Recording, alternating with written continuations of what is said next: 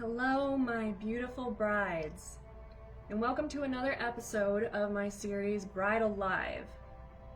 Now, for those of you joining me for the first time, my name is Lyanna Harris. I am the owner of Always Couture Bridal Boutique in West Bloomfield, where we strive to enhance the bridal experience by offering private one-on-one styling sessions, curated gowns selected just for you, and a celebratory champagne toast when you say yes to the dress.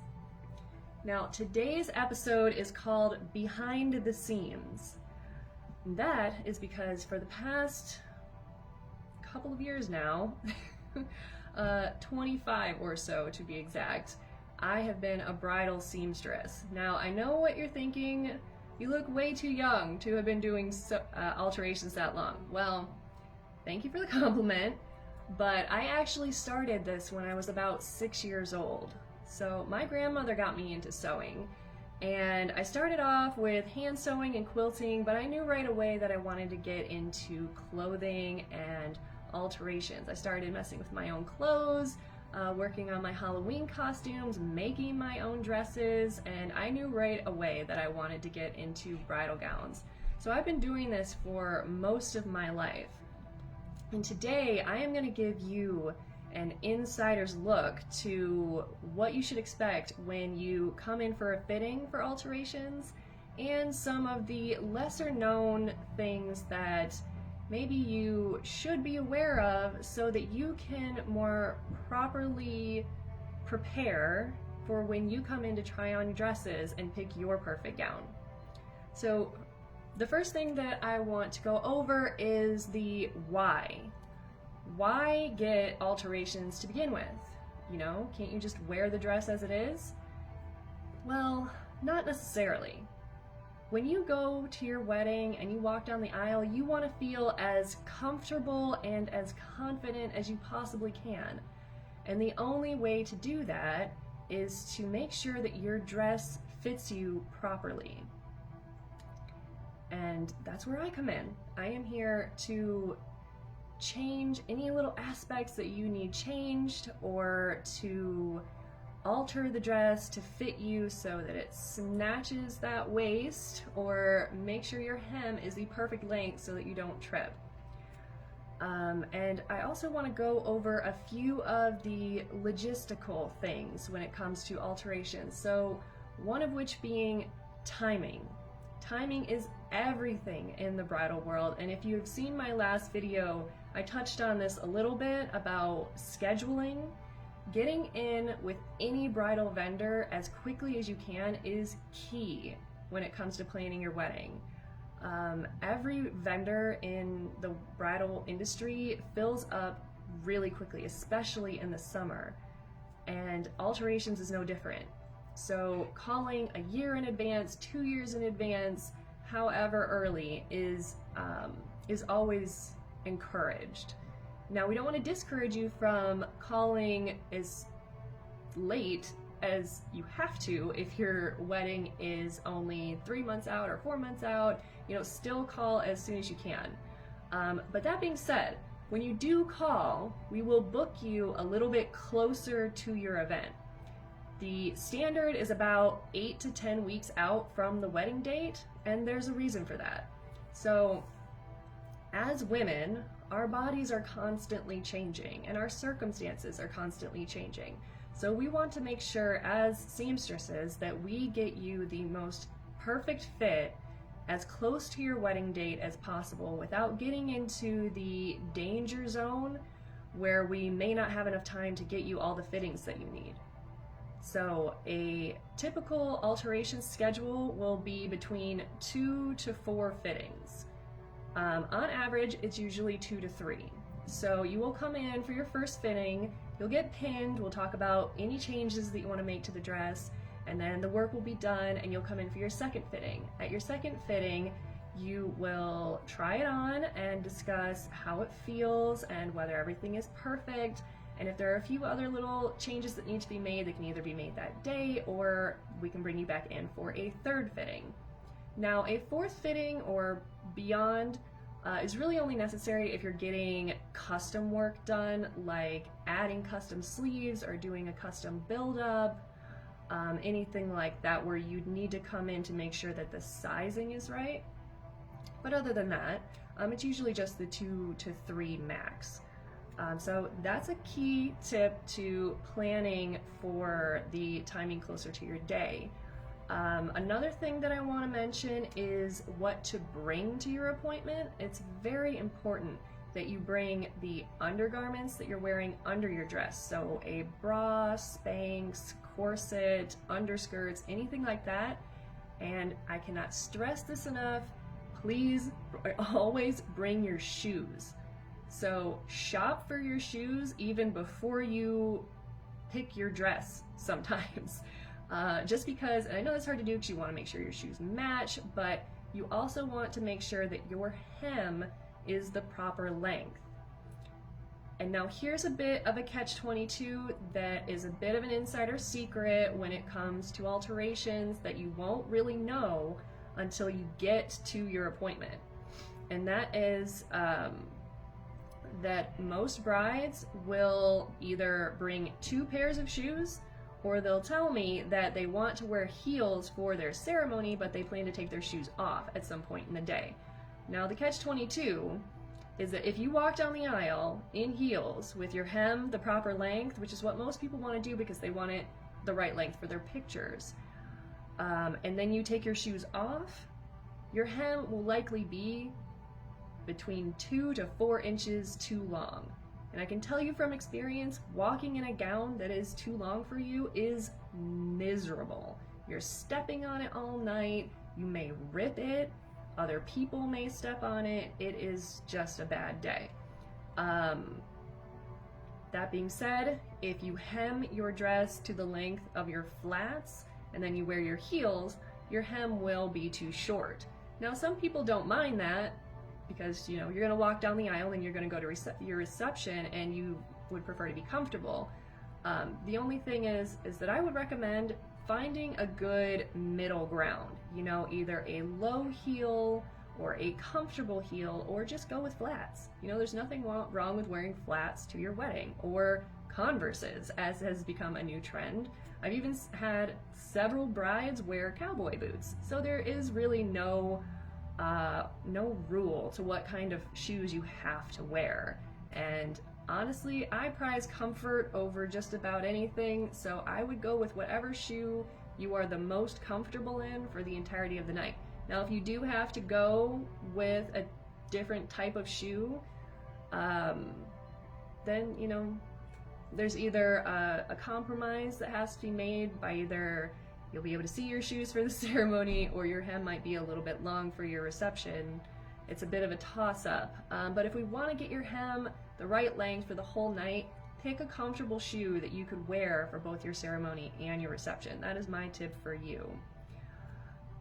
So, that being said, undergarments and shoes are what you want to bring to your appointment. Another thing that I want to touch on a little bit, but can be a bit controversial, is the amount of guests that you bring to a fitting. Now, you really want to bring your guests, your family, your friends, everybody like that to come find your dress with you. But alterations are a little different. It's usually in a much smaller space. If you're working with a salon that perhaps does in-house alterations, but it's not the only thing that they do, they'll usually have a smaller space in the back where you can get your alterations done. I work with a lot of different bridal salons in the area. I also own Always Alterations, the alterations company, and I partner with different bridal salons and I do alterations out of their storefront. So usually the space that we have there is a bit smaller and harder to work in. So bringing like 1 or 2 guests with you to alterations is usually fine, but you want to keep it to a minimum and not bring 6, 7, 8 people with you, just because it can make the process a little bit more difficult for everybody all the way around. That being said, I want to get on to my next subject, which is the cans and the can-nots of bridal alterations. So I get a lot of questions about what can you do to a dress and what you absolutely cannot do to a dress. And I'll say there are a lot more things in the can column than in the can't column. So as a seamstress, and I'm sure as many seamstresses will attest, we pride ourselves on being able to do just about anything you want to a bridal gown. However, you know, we can only do so much to defy gravity or break the laws of physics. So that being said, I'm going to touch on some of the more commonly asked questions that I get from brides about what can and can't be done. So for instance, I brought along this lovely lady here to show you a few examples of what I'm talking about. Now, one of the most commonly asked questions that I get from brides is, how are you going to hem my dress if it has lace on the bottom without losing the lace? Now, I have had women tell me that they were crying at their styling appointment because they thought that the beautiful lace hem would just be cut off, that it would be lost. Well, that is absolutely not the case. I have never run into a hem that I couldn't keep the entire detail of. Now, that being said, sometimes if you have to take off quite a bit of length, there's a little bit of the middle area there that gets a bit lost, but it's always blended so that you can't even tell the difference. Now, what I'm talking about is, if you see here, we have this gorgeous lace hem, but we also have this lace that goes up the middle here. So what we would end up doing is meticulously and carefully taking off this layer of lace around the bottom and moving it up to where it needs to sit to be floor length. Now, that being said, because we have to move it up, we're not going to take this whole piece off and move that as well. What we would do is we take this piece off, move it up a little bit, sew it back down. But because this design is pretty seamless, there isn't much lost. You'll get this blended in really well and it won't be that noticeable at all. And you'll keep a great deal of the detail intact. Now, another question that I get very frequently is, can you put a slit in a wedding dress? And unfortunately, 99.999% of the time, it's a no. It just doesn't work the way that people would like it to work. So for instance, with this dress, it seems simple enough. It's only got a few layers. The underlayer is a satin, which could be potentially reinforced, but it has a crinoline layer underneath. And the only way to do a slit properly is to ensure that you can encapsulate all the layers in the slit. Otherwise, it doesn't make sense, because if you just cut a slit in a whole bunch of layers of tulle, they're just gonna fall over each other and you'll never actually see the slit. Similarly, with something like this, if you try to cut a slit in this gown, the only thing that you're gonna see is the crinoline underneath, and we really don't want that. So the only case in which, and I'm sort of looking around the shop right now to see if I have one on hand, where a slit would be an option, is if the dress already has seams in the front, so that we could open the seam, sew it down so that it's reinforced and won't keep opening. Because again, if you only have just like one layer of satin, or a layer of satin and a lining, and you want to put a slit in it but it doesn't have a seam, what will inevitably happen, no matter how much you reinforce it, is if you cut it up to here, it's just gonna go zip, and it's going to rip all the way up to wherever the next seam is. And we really don't want that. So if you have seams in the front and it's only like a layer or two deep, then it's possible. But any other time than that, that is a cannot. We cannot put a slit in a gown that does not have a seam in it. It's just not responsible. Another thing I get asked quite often is about necklines. Can you change the shape of a neckline? And the answer to that is yes. I can almost always change the shape of a neck. Now, it does come with consequences, and that is really the key takeaway from any advice I can give you when it comes to altering a gown, is that whatever you do to the gown, it's cause and effect. Where if you pull something here, it's going to release there, or if you pull something here, it's going to pull on this side. You're always going to face a consequence when it comes to doing alterations. Now, we try to minimize them as much as we can so that it makes the dress fit you as snugly as possible without having any negative consequences, but there are consequences, like pulling a dress in tightly. The consequence is it fits your body more snugly. Now, if that's what we want, then that's a positive consequence. But if we make the dress so tight that the fabric bunches in the middle, then that's a negative consequence, and we don't want that. But like I was getting at, for necklines, a lot of the time I'll get asked for a square neckline to be turned into a sweetheart neckline, and that is absolutely doable. It's even not that complicated of a procedure. We just have to shape the bodice so that it dips a little in the front. Now, what I meant about consequences is that you can only go so far before you have to start adding structure to make sure that the front doesn't fall open. So as you get lower into that V, the pressure from the side seams pulling and the back seams pulling this way is going to pull that front apart, and it will just spill open after a certain amount of depth.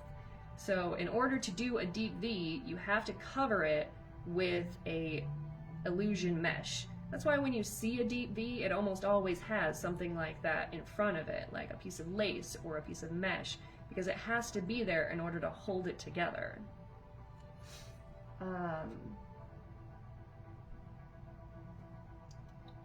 I had another subject that I wanted to talk about, but now I can't think of it. Let's see.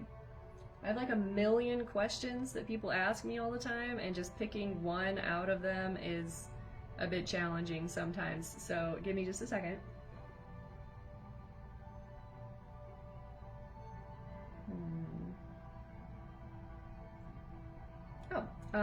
Taking layers out from underneath a dress is also something that can be done, but again, with the consequences. So taking a crinoline out from underneath a skirt is what helps to reduce the poofiness, which has become a very popular thing that people want. They don't want as poofy a dress. They want it to be a little bit more soft and flowy, which I completely get because I'm exactly like that. However, when you take a crinoline out from underneath a dress, it takes away the thing it's there for. It's not just there to add volume. That is part of its purpose, but it's also there to stop your dress from going in between your legs when you walk. When you wear a floor-length dress and you walk, and there's a lot of volume to it, the natural inclination is for it to go in between your legs. And to keep it from doing that, you have a lining underneath that is a little bit tighter to your legs so that it keeps the fabric away from you. And now this can be accomplished by either keeping a little bit of the crinoline in or getting in a lesser volumed underskirt. So you can get an A-line underskirt or just a slip that goes under the dress that will accomplish that same thing. So another part of this whole process is the weighing and balancing of things, finding ways in which to make it work. And there's almost always a way to make it work. Another issue that I commonly get posed, it's not necessarily a question, it's just something that I see that happens quite frequently, is with backless dresses. Now, this girl actually has a relatively fine solution for the problem that I'm talking about. So when you have a backless dress and there's nothing holding this together, the front is going to feel very loose. very much like it's falling away from you because there's nothing holding it together in the back. This actually solves that problem. So we can put a strap, maybe a lesser one, not quite this thick or ornate, if you want it to be less visible, but something similar to this to hold it together so that the front of your bodice feels secure. And now you may be asking yourself, why is this dress falling off like this? There's a reason for that, because in just a minute I am going to demonstrate for you how I go about pinning a dress on a body so that you can firsthand witness the transformation of an ill-fitting dress to a properly fitting dress, and it is world-changing. It makes an entire difference in a gown to have it go from kind of fitting but not really to fitting you like a glove. Now, before I get to that, I brought my measuring tape because I actually wanted to go over how to get measured so that when you go to get measured, you get measured properly, first of all, so that if anybody does something other than this, they're doing it wrong.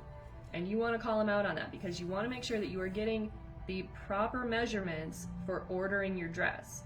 So a lot of women, when they go to a bridal boutique, will have to get measured and dresses will have to be ordered. That is a very standard practice with bridal gowns. And you want to make sure that when you're getting measured, they're doing it properly so that you get the right size gown for you. So I hear horror stories all the time about women ordering a size that they were told they were supposed to order, and it comes in and it's like 3 sizes too small or something. Now, a takeaway from that is actually to pay attention to a couple of different things. First of all, when you go to try on dresses in a store, you have to remember those are sample gowns. Those are gowns that have been tried on a bunch of different times and they have been stretched out. So how a dress fits you when it's a sample is not the same way at all that a dress is going to fit you when it's brand new. Think about shoes, like broken in shoes versus brand new shoes. They're gonna fit a little differently. It's the same with dresses. A brand new dress, the fabric is crisp and fresh, and that's what we want. We want you to be in a brand new, beautiful, sparkling dress. But we also want it to be the right size. That's why we measure. So, when you get measured at a store, the first measurement that they should take is around the bust.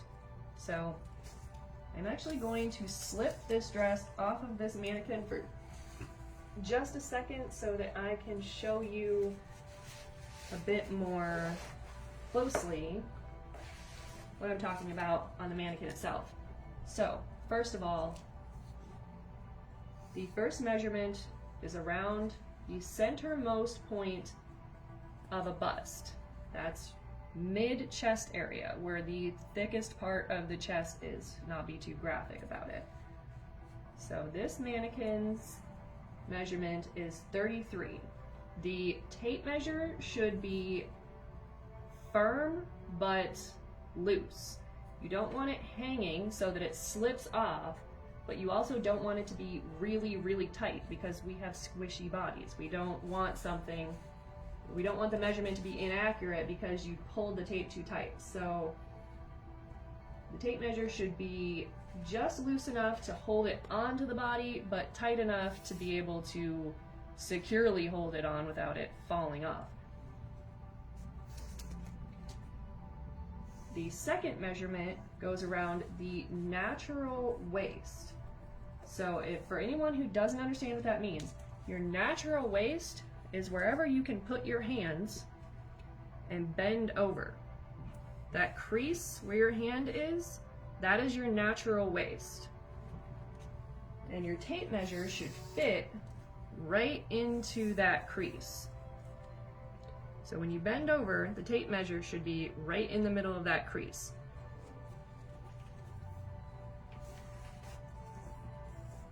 Oop, my tape measure's caught. Sorry, this one's extra long, so it's getting in the way. So again, we want it to be firm and not too loose. And the final measurement is around the,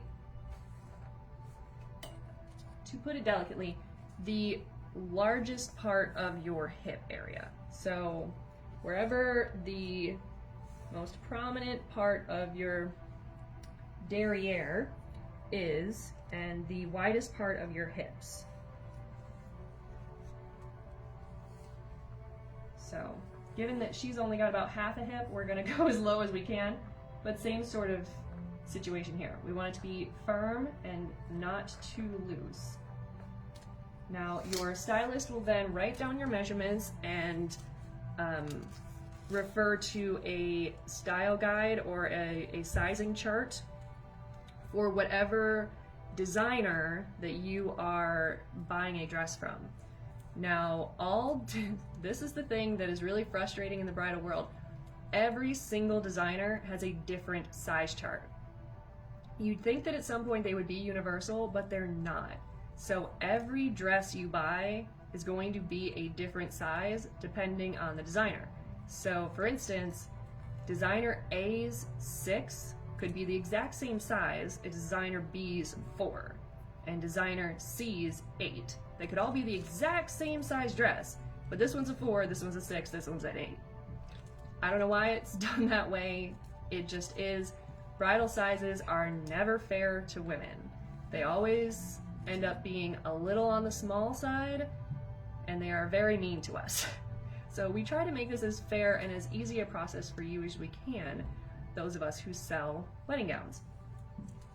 Now, one thing that you want to know about sizing is that you want to order your dress based on your largest measurement and what type of dress you're getting. So if you're getting a dress that is form-fitted and is hugging your hips are most likely going to be the widest measurement.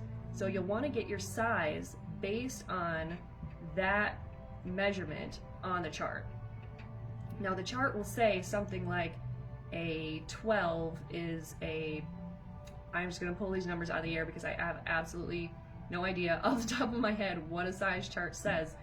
I'd have to go look at one. Excuse me for 1 second.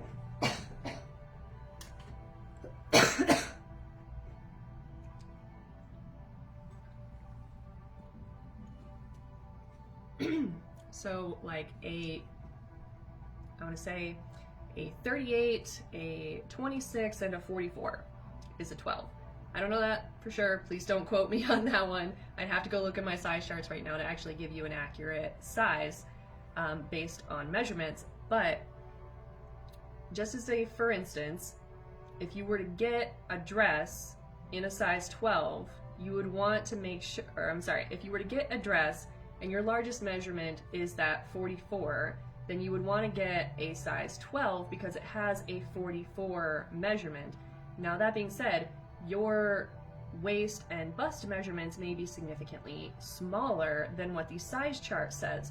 That's fine, and that's what we want. We want the dress to be a little bit big on you because it is far, far easier to adjust a dress to be smaller than it is to make it bigger if it's too small. And in fact, there are a lot of times when there's very, very limited options if your dress is too small on you. So always, always play it safe. And at the worst case scenario, if you go through the size chart and none of the numbers match what you need, just go a size up. Just play it safe. That way, when you come into alterations, we can make that dress fit you in whatever way you want. But alterations are significantly limited, like cut in half for our options when the dress is too small in the hips, in the bust. It really hinders our abilities, because one of the biggest can'ts in alterations is you cannot let out a bridal gown. I don't care what anybody tells you. You cannot let out a bridal gown. And the reason for that is, in order to let out any clothing, you have to have what's called seam allowance. That means this seam that was sewn here has to have fabric on the other side that is wide enough to be able to sew another seam into that extra fabric and then let the previous seam out so that it gives you more space. And you have to be able to do that to every single layer of the dress. So the satin layer, the lace layer on top, the lining layer beneath, all have to have enough seam allowance to allow that dress to be made bigger.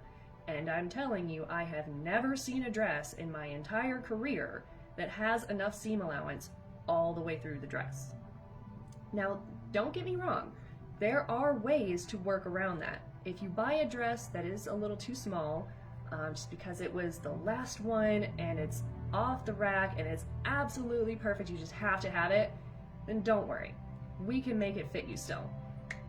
We just have a few tricks that we have to work with in order to make that happen. And some of those are either adding a corset back so that it's adjustable, or lowering the zipper so that it doesn't have to go all the way up on your rib cage. Or sometimes we can even add gussets to dresses, which means putting a little extra fabric in a side seam or a back seam just to give you a little extra space. There are options. There's just far fewer options than just buying a dress that's a little bit big on you and bringing it in. That way it fits you perfectly, it's going to be comfortable, and there are so many more customization options that we can offer when we have more room to work with. So that being said, and all of that now being behind us, we take one more drink of water so that my throat doesn't get all dry on me again. And real quick, I am going to do an alterations demo for you.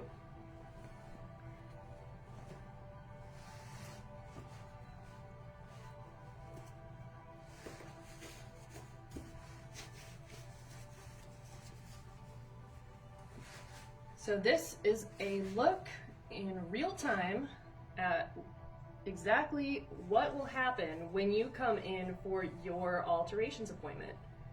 And also something to look out for if for whatever reason you do not come get your alterations done by me. So, first things first. Oh, she's missing a bead right there. I'll have to fix that.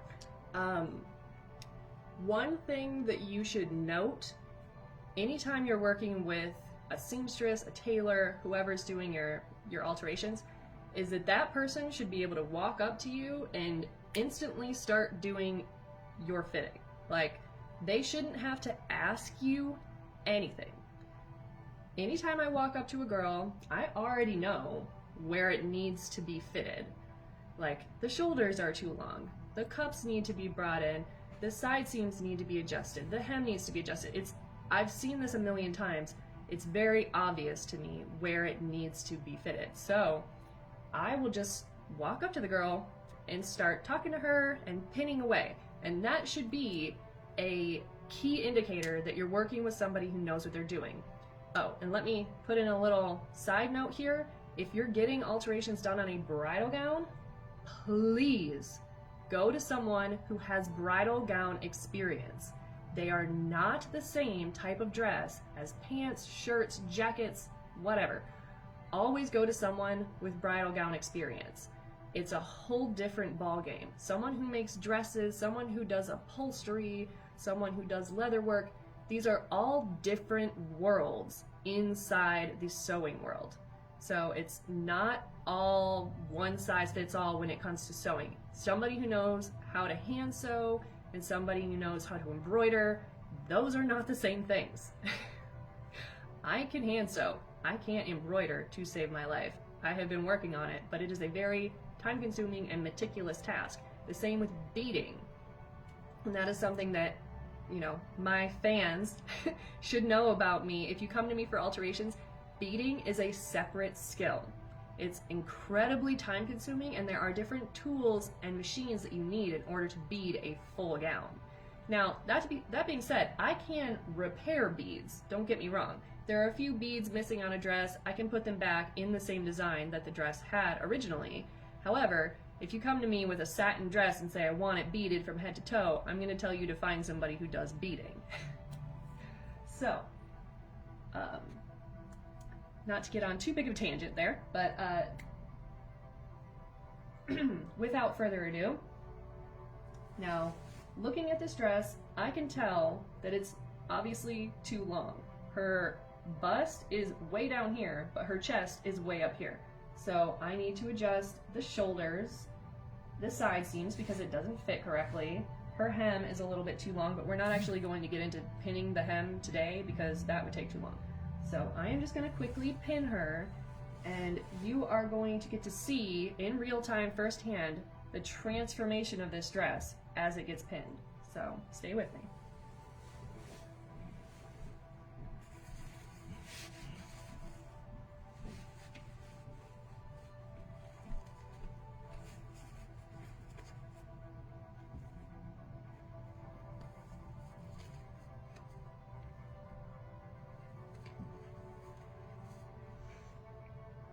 Now I'm going to pin down these little flaps just for aesthetic purposes right now because I want you to see what it looks like when it's done. But that wouldn't normally be the procedure because, you know, my brides aren't normally made out of styrofoam, but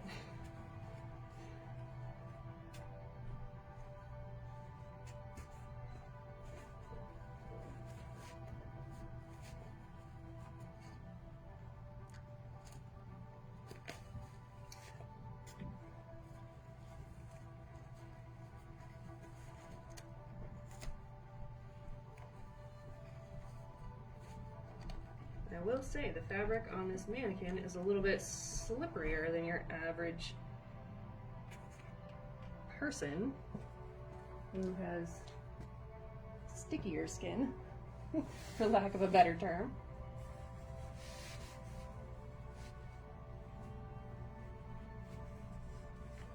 She also wants to wobble around on me,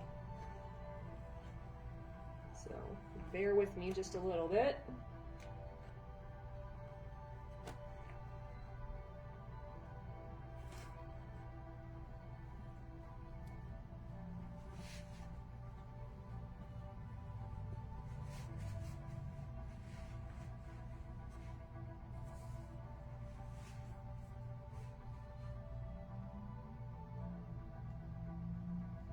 Now, normally I would pin this in the sides, but I really want you guys to see what this dress looks like when it fits without having to see all of the extra fabric that will be lost once we actually do the alterations. So I'm gonna hide my pin work just a little bit.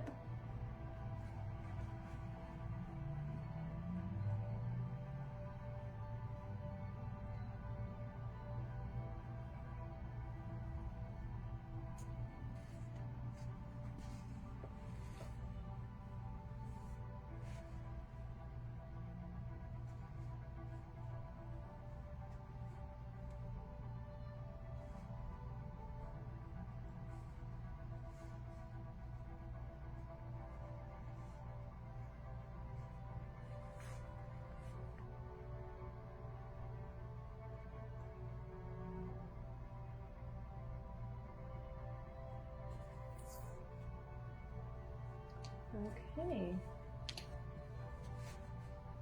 and just like that, I will say this is a little bit high. I might have brought the shoulders up just a bit too much, but gives you the general idea. Now, something you might be able to see and notice is that now that her shoulders have been brought up, her hem is significantly shorter. And that's something that we want to take into account whenever we're doing alterations. Like I said, cause and effect. Bringing the shoulders up brought the entire dress up, which means the hem is now shorter. So if, for instance, this hem was already about the right length on the girl, I wouldn't want to bring the shoulders up that much. I would want to find a different way to make this fit her so that her hem didn't end up being too short. But these are all little things that we would discuss in the fitting and find ways to work around it. And there's always ways to work around it. So now she looks gorgeous. She looks extra snatched. And this gown is going to make some lovely lady look incredibly beautiful and curvy and delicate, and it has a stunning back as well. The train on this dress is absolutely gorgeous, and that is a topic for a whole other video, is bustles. So if you've never heard of a bustle, I'm going to go over this very, very briefly, just because this is a subject that I could talk about for hours. A bustle is when you take a train and you work it so that it sits either on the back of the dress or under the back of the dress so that it gets it up off the floor. And this is essential. I've had people talk to me endlessly about ways around doing a bustle. There is no way around doing a bustle unless you want to cut off your hem or cut off your train. Now, I have done that for some girls and it looks absolutely stunning on the right dress. However, the bustle is the most popular choice, and it is the most unavoidable and essential part of alterations. Please, I cannot stress this enough, do not try to carry your train around with you all night. Some people think that you can take this little strap that comes on the inside of all dresses and just carry it around on your arm like this and do that all night long. Well, I'm not sure how long your reception is going to be, but it's usually several hours. And this train weighs at least 4 to 8 pounds usually, especially with the longer ones and the ones made out of satin. They are very heavy, and carrying it around on your arm all day is going to make your arm and your shoulder and your elbow hurt really, really badly. Not to mention, it doesn't actually do what you want it to do. It is still going to be on the floor. You're going to step on it, other people are going to step on it, you're going to end up with a ripped dress. So I can't stress enough how much a bustle is absolutely essential. So, very briefly, there are a couple of different types of bustles. The first and most popular of which is the over bustle. We take it and we button it up so that it sits right about like that. So it keeps the silhouette of the trumpet or the mermaid style gown. It's out of the way, it's very simple, it's very, very easy to put up, and it's not that complicated to put together. The second is the French bustle. Now, don't get me wrong, if you go on Google, you're going to find a plethora of other types of bustles. There are a lot of them out there. But the three most standard, most commonly used types are these: the over bustle, the under bustle, also known as the French bustle. The over bustle is also referred to as an American bustle. Looks a bit like this, where you get a waterfall of lace underneath with this tuck under, just like that. It's usually done underneath with ribbons or buttons or hooks and eyes. Every seamstress is different. We all do things a bit differently. This is actually a beautiful bustle for a dress just like this. It's simple, it's elegant, it actually is a bit of a throwback to the classic bustles that were done back in like Victorian times. And this detail really emphasizes it when it's tucked under like that.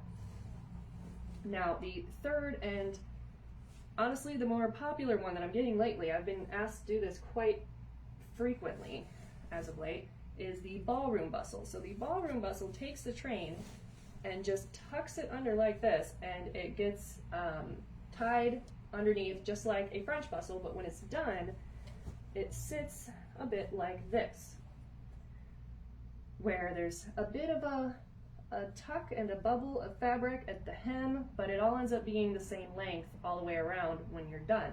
Now, this isn't a dress I would recommend for this type of bustle for two reasons. One, because it's got a tulle outer layer, or, well, it is technically a lace, but it is a very tulle-ish type fabric. It's a mesh, and those aren't very well done with the ribbon method, because the tulle doesn't catch, or the thread doesn't catch the tulle on the outside very well, and they can come apart.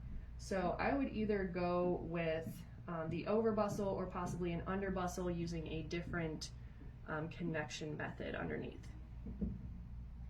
But either way, It all serves the same purpose, which is to get the dress to be the same length all the way around so that you can walk and dance and move much more comfortably. And that is the name of the game, ladies and gentlemen, is comfort. Comfort and confidence. That is what I want to leave you with today, is alterations are all about comfort and confidence. And I hope that this has been an educational and hopefully revealing little expose on my world, really. This has been my life for as long as I can remember, and I absolutely love it. It's something that I wouldn't change for the world. I love being able to do these types of things, and I love having this skill.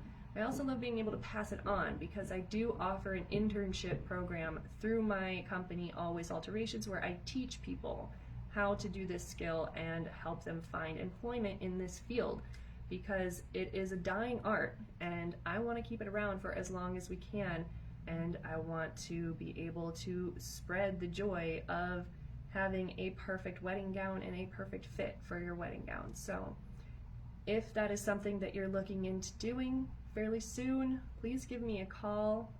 My number is 734-680-2707. You can find me online, usually on Facebook or Instagram, for my Always Alterations business, but you can go to alwayscoutureboutique.com to book an appointment online for either coming to try on dresses or for your alterations fittings.